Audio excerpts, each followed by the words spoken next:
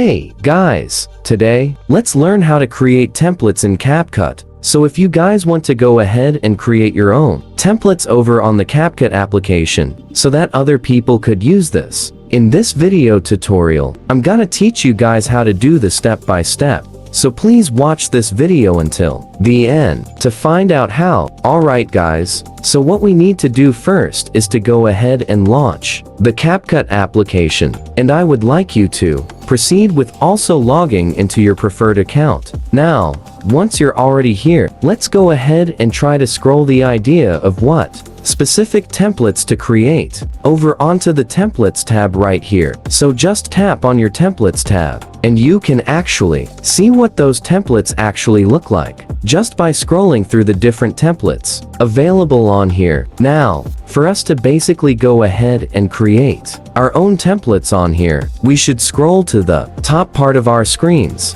and we should see the option to be a Capcut creator. So all we need to do is to go ahead and apply to become a Capcut creator just by seeing this ad on the top. So going over onto this ad right here, and that's gonna give you the option to basically recruit yourself to apply for the Capcut creator program. All we need to do is to basically follow the on-screen instructions. And as you see, it is gonna be translated to a specific language depending on your location. We need to do is to go ahead and proceed with following these instructions. And as you see, we have the option to fill up this form. All we need to do is to follow and answer all of the questions on this form. And once we get accepted to be a Capcut creator, there we have the chance to create our own templates. And whenever you guys actually go ahead and create your own projects over here, you are gonna have the option to post the specific project issue or making as a template